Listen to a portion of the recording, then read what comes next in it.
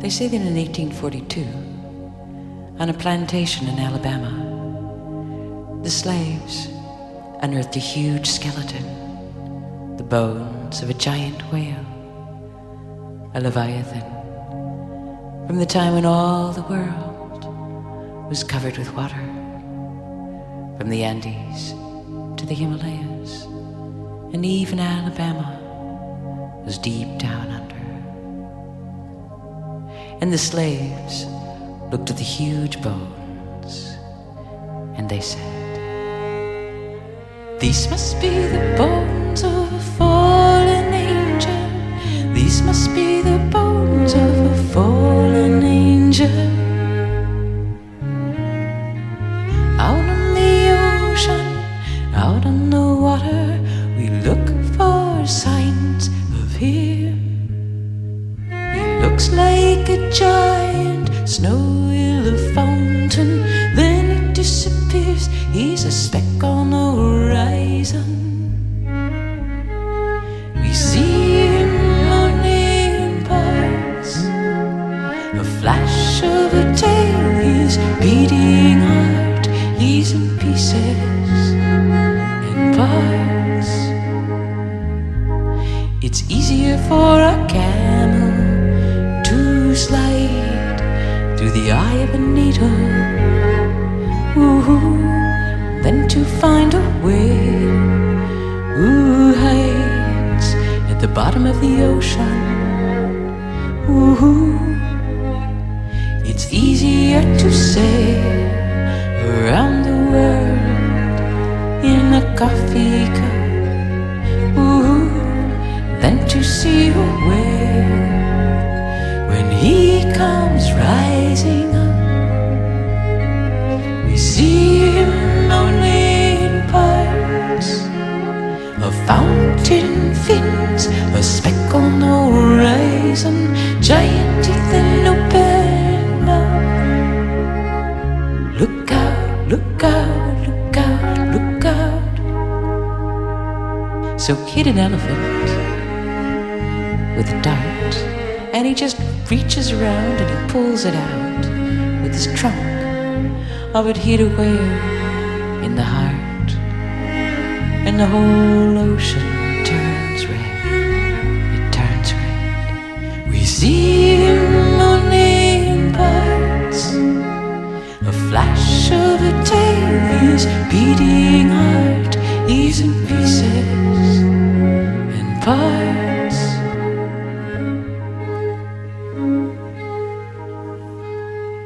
So get it in your head, and there may be a few things you can't recall at all, but get it in your heart, and you're in pieces and parts, in pieces and parts.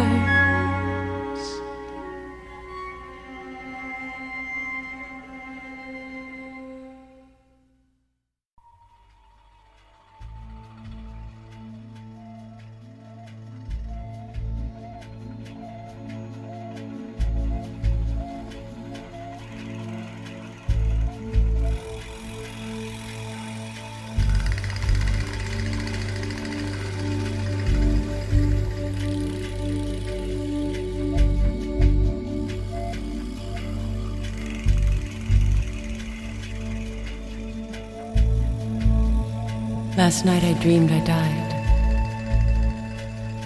and that my life had been rearranged into some kind of theme park. And all my friends were walking up and down the boardwalk.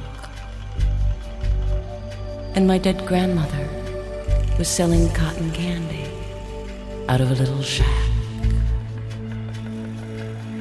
And there was this big Ferris wheel about half a mile out in the ocean, half in and half out of the water.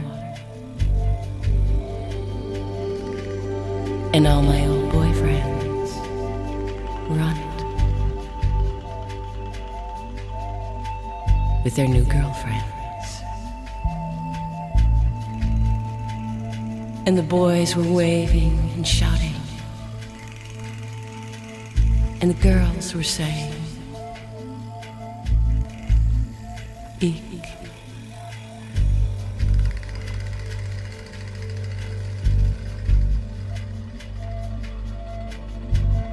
Then they disappear under the surface of the water.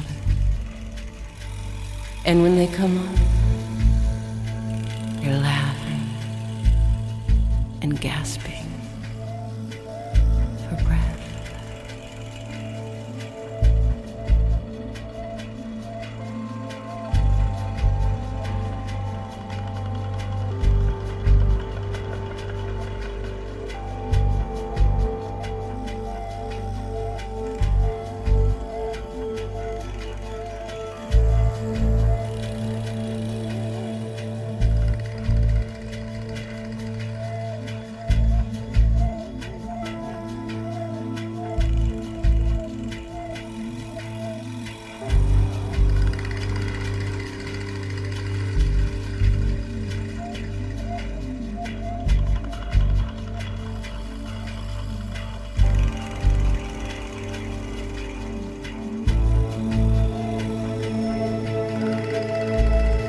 In this dream,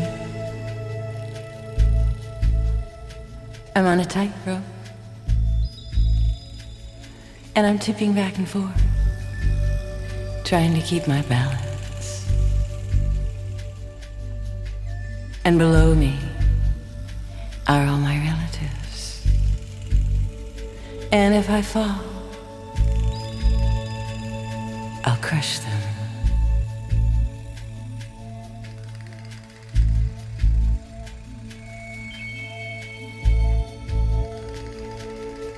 This long, thin line,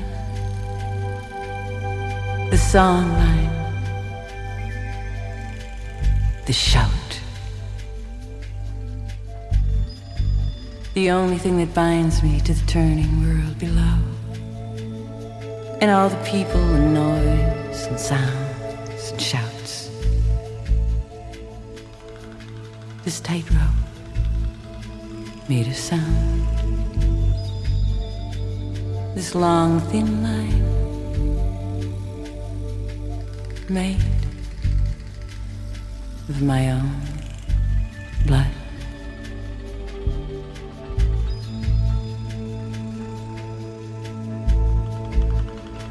Remember me is all I ask. And if remembered be a task, forget me. Remember me is all I ask. And if remembered be a task, forget me.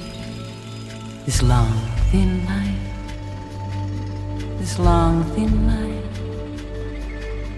this long, thin line, this tightrope.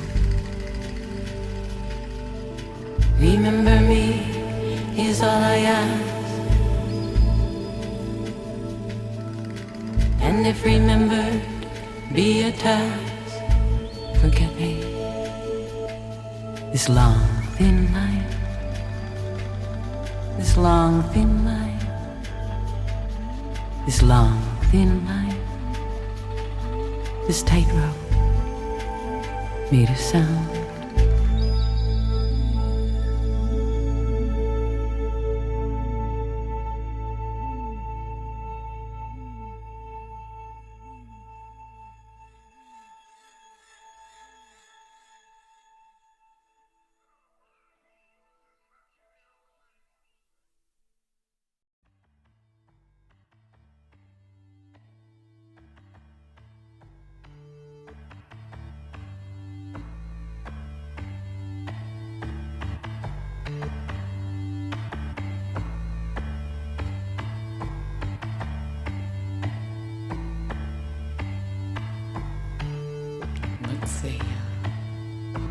It was on an island,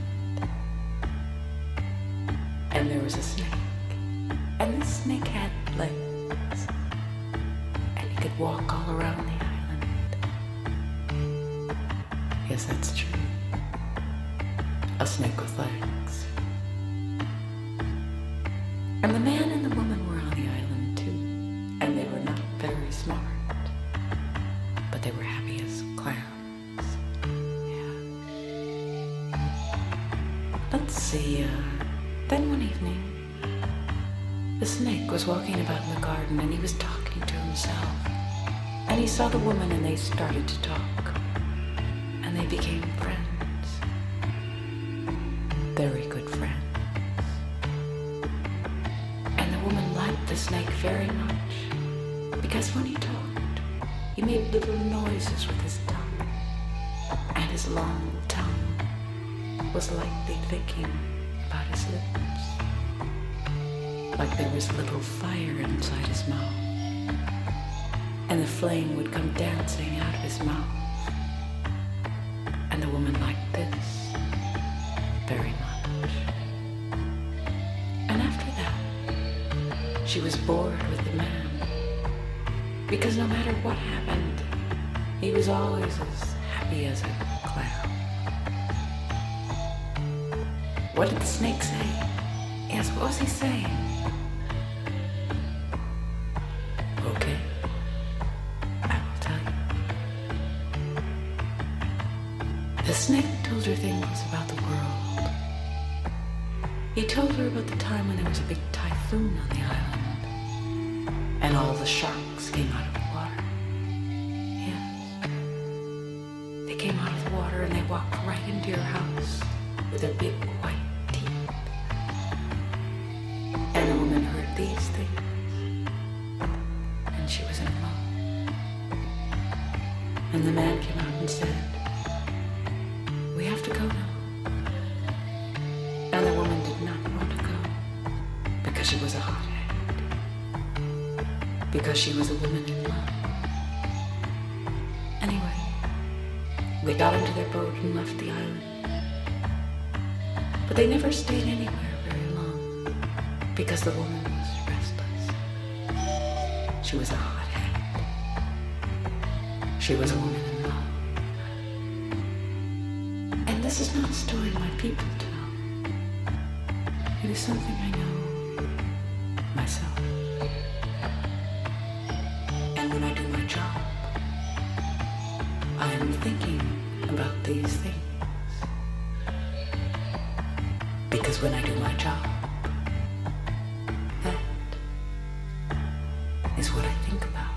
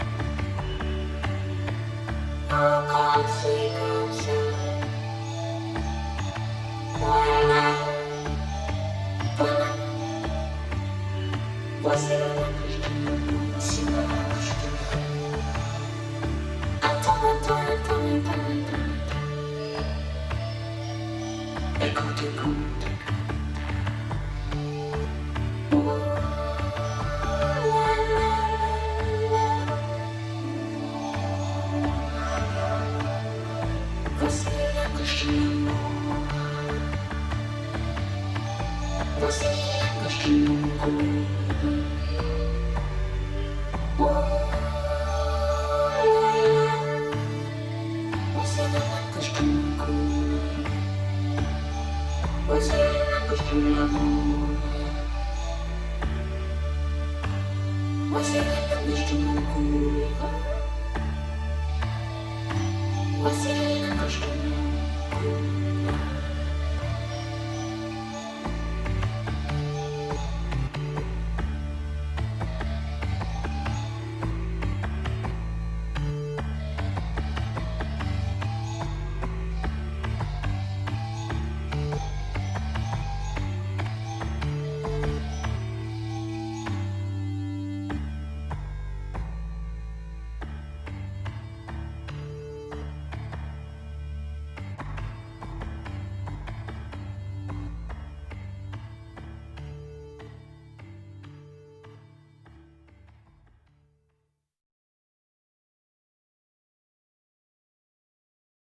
Did she fall, or was she pushed?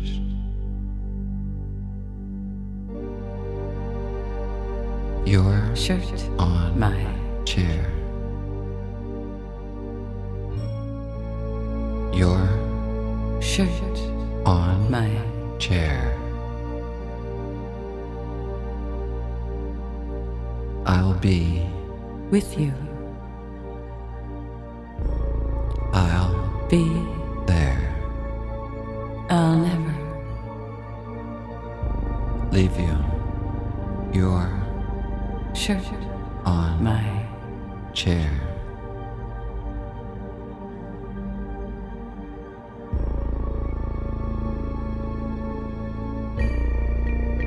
Come here, little girl, get into the car. It's A brand new Cadillac,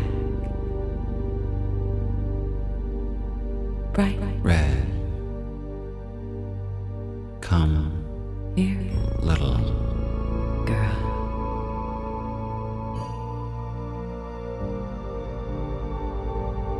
Hey, haven't I seen you somewhere before.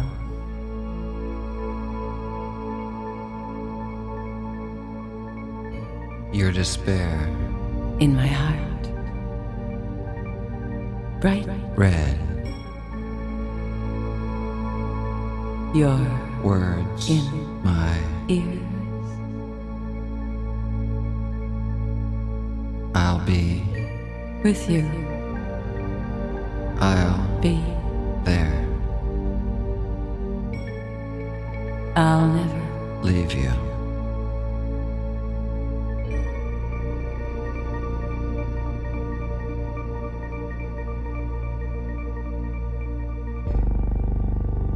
Wild beasts shall rest there,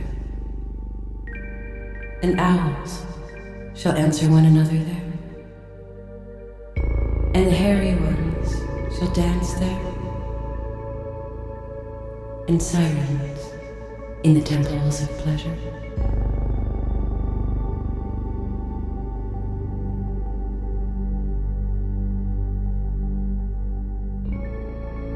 Your Shirt on my chair.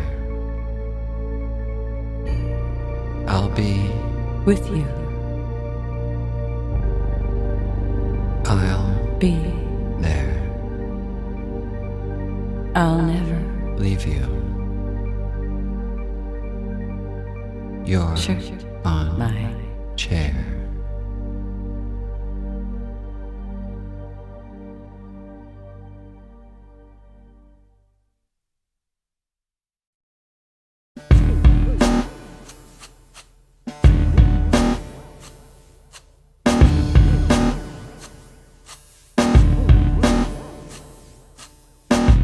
I live on the highway near the Puppet Motel. I log in every day. I know the neighborhood well.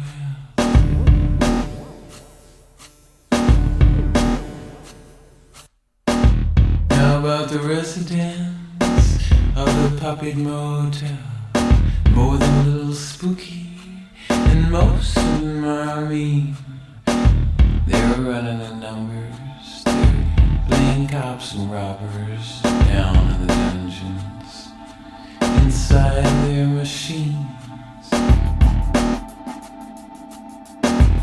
You know it's really real now, we have fourth-dimensional dreams. They're minds are out on bail now. Real is only what it seems.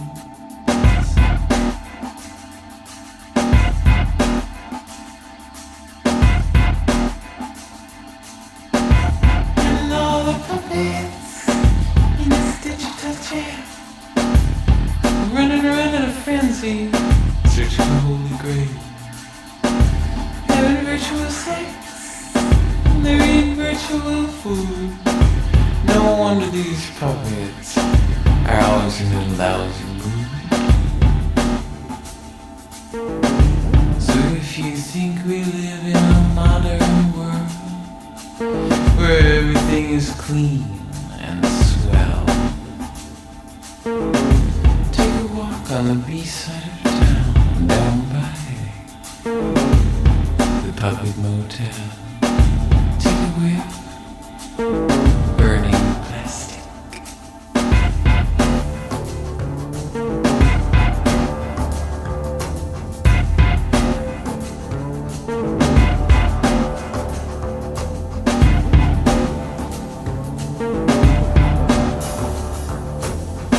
I drink a cup of coffee.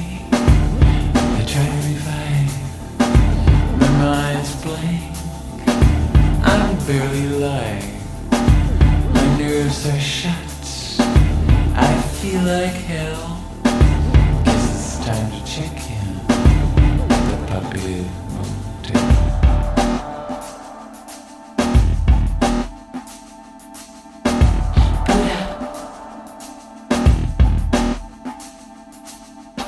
Good afternoon. Boss. Ooh. I hate it like the way you talk. Pardon me.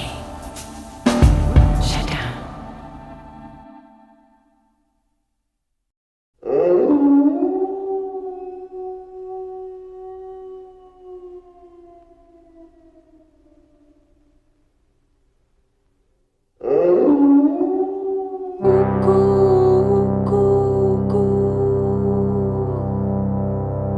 It's cold outside.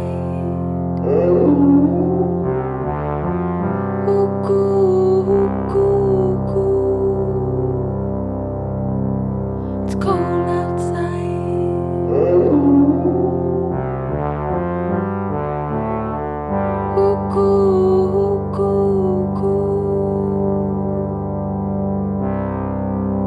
Don't forget your mittens.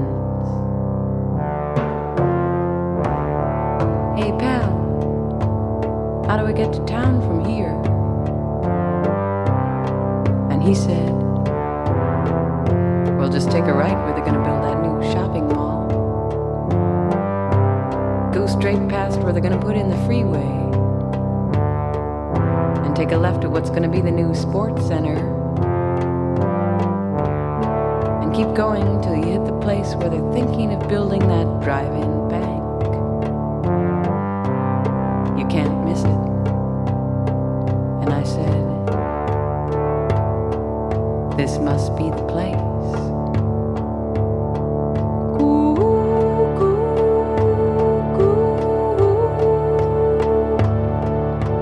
Golden cities, golden towns, golden cities, golden towns, and long cars in long lines, and great big signs. And they all say, hallelujah, yodel-ay-hee-hoo, every man for himself.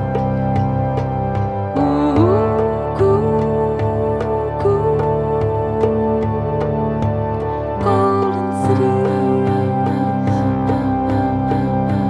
golden towns.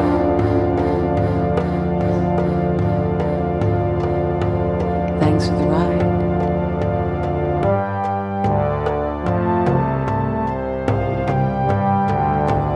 Big sign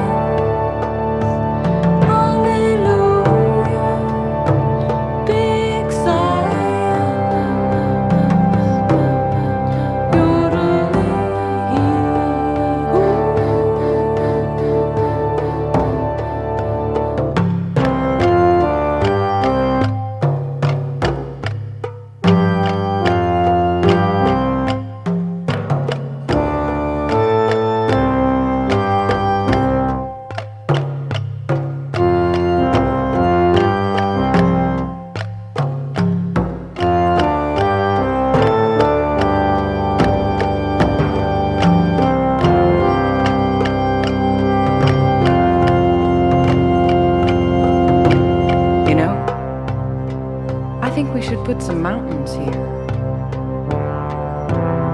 Otherwise, what are the characters going to fall off of? And what about stairs? Yodelay-hoo.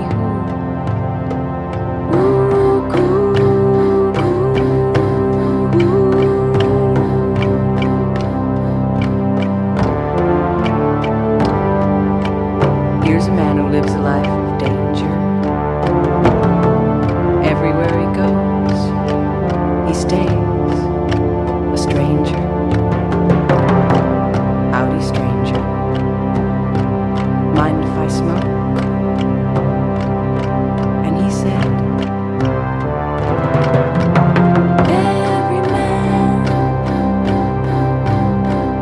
every man for himself.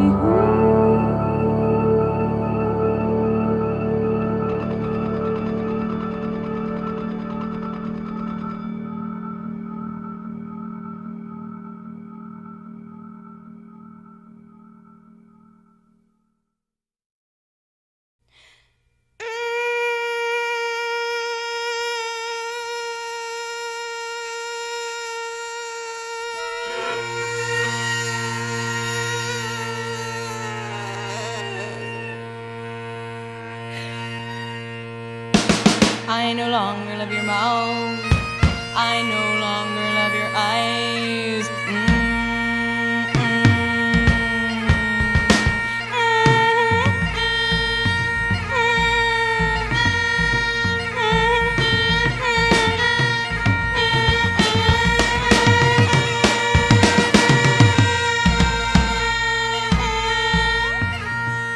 I no longer love your eyes. I no longer love the color of your sweaters. I no longer love it.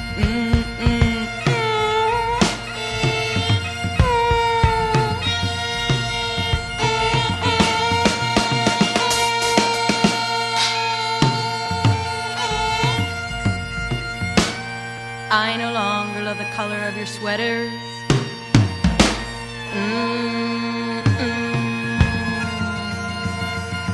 I no longer love the way you hold your pen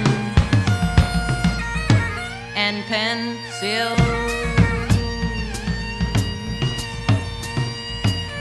I no longer love it.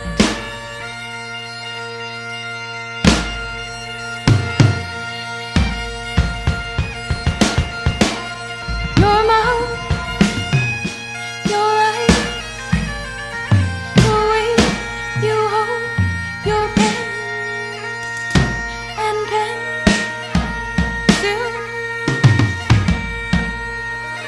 I no longer love it.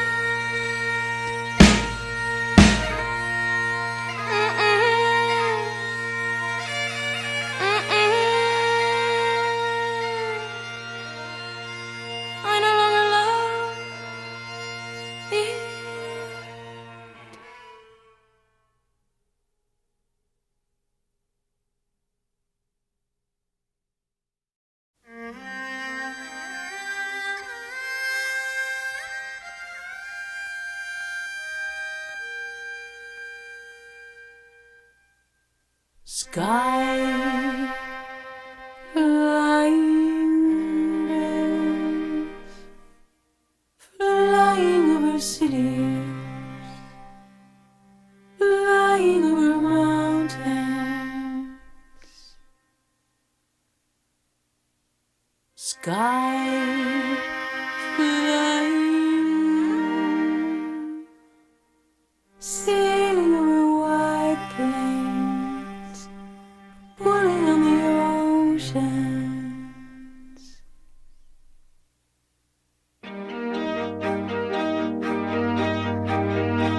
Snow flies around, snow flies around, snow flies around. It's falling on the circus, falling on the circus. Snow flies around, snow flies around, snow flies around. It's falling on my little hometown, falling on my little hometown. In the house, in the fire. In the house, in the fire. Snow flies around, surrounds my town. It knocks us down. It's falling on the circus, falling on my little hometown. Snow flies around, it knocks us down, surrounds my town. It's falling on the circus, it's falling on my little hometown.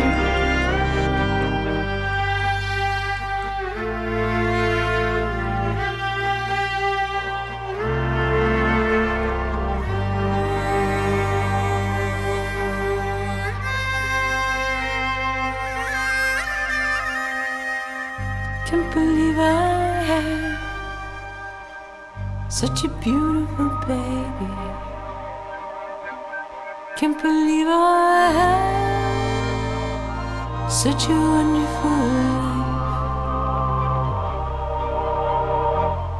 Can't believe I had such a beautiful body. Can't believe I had such power and fear and strife.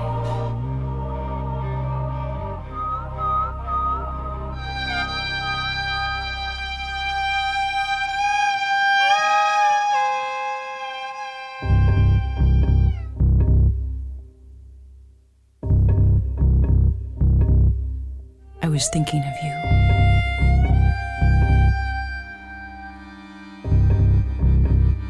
And I was thinking of you. And I was thinking of you. And then I wasn't thinking of you anymore.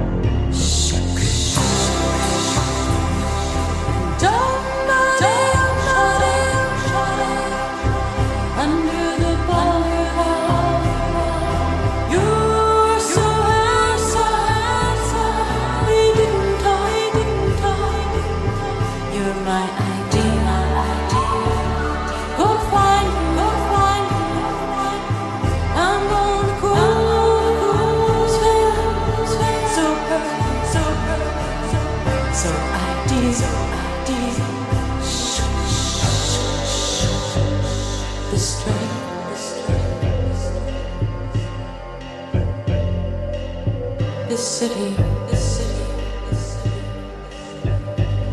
this train, this train, this train.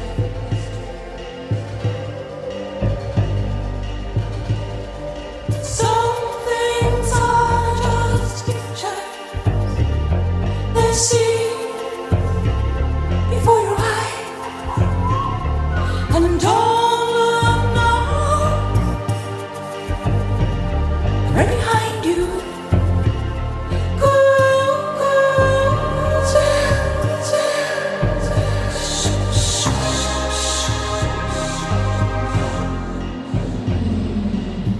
She said,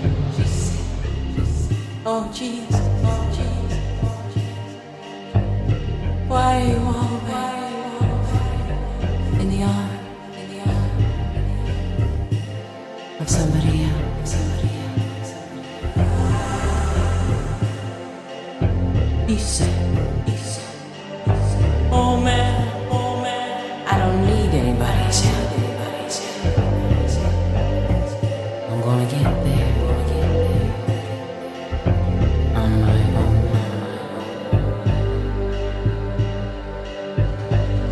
This train, this train, this train, this city, this city, this city, this train, this train, this train, this city, this city, this train.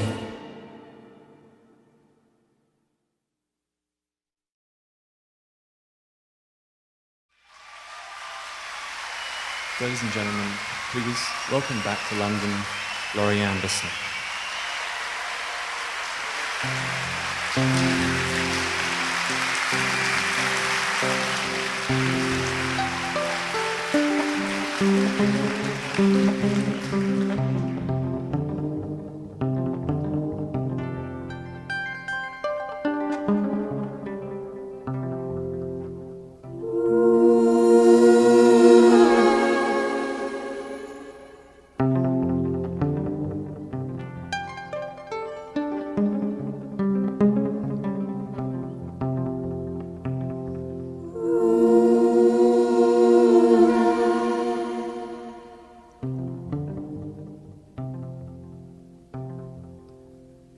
Hi.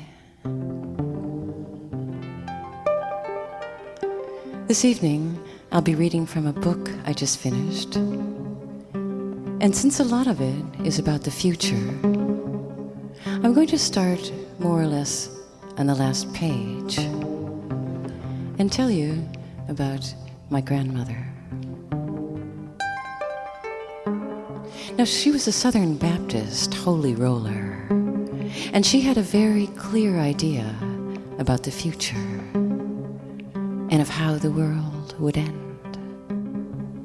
In fire. In fire. Like in Revelations. Like in Revelations. Now, when I was 10, my grandmother told me the world would end in a year. So I spent the whole year praying and reading the Bible and alienating all my friends and relatives. And finally, the big day came, and absolutely nothing happened. Just another day.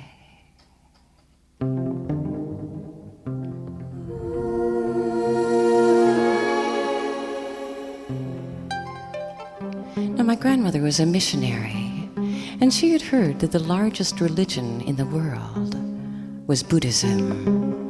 So she decided to go to Japan to convert Buddhists,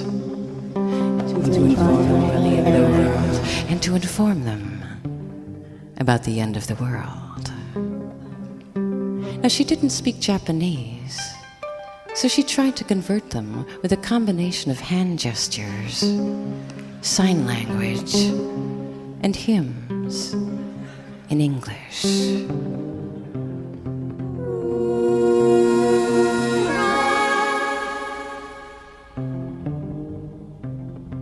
The Japanese had absolutely no idea what she was trying to get at. Now, when she got back to the United States, she was still talking about the end of the world. And I remember the day she died. She was very excited. She was like a small bird perched on the edge of her bed near the window in the hospital, waiting to die.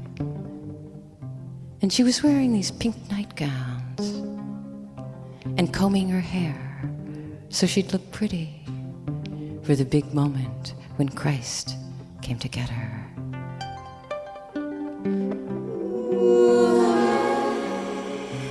And she wasn't afraid. But then, just at the very last minute, something happened that changed everything. Because suddenly, at the very last minute, she panicked. After a whole life of praying and predicting the end of the world, she panicked.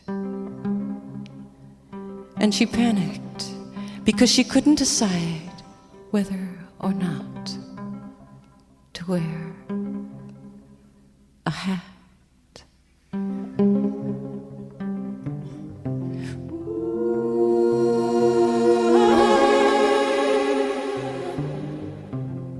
And so when she died, she went into the future in a panic, with absolutely no idea of what would be next.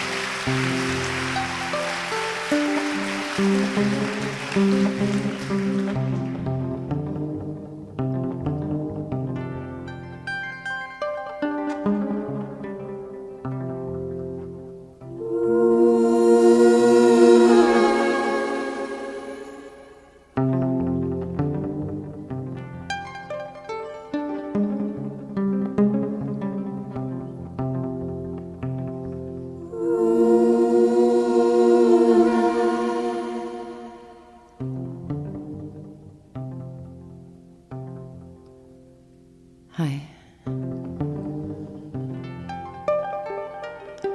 This evening, I'll be reading from a book I just finished. And since a lot of it is about the future, I'm going to start more or less on the last page and tell you about my grandmother.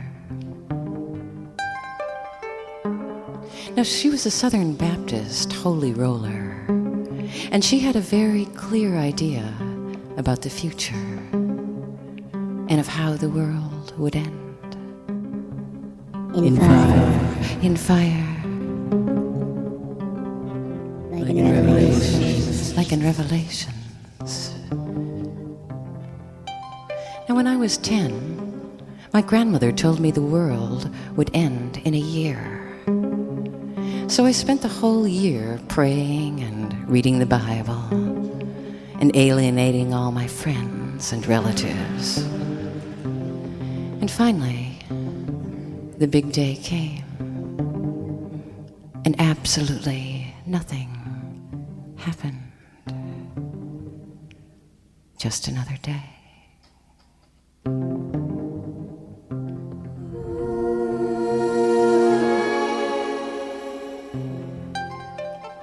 Now, my grandmother was a missionary, and she had heard that the largest religion in the world was Buddhism. So she decided to go to Japan to convert Buddhists, and to inform them about the end of the world. Now, she didn't speak Japanese, so she tried to convert them with a combination of hand gestures, sign language, and hymns in English.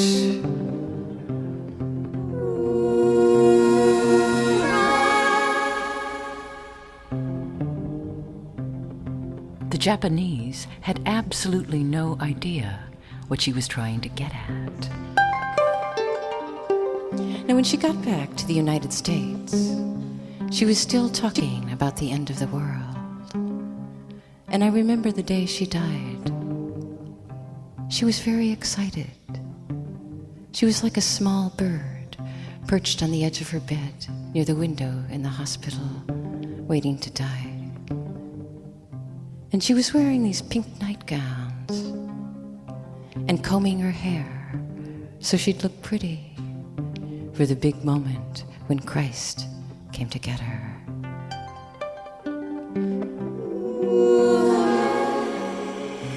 And she wasn't afraid.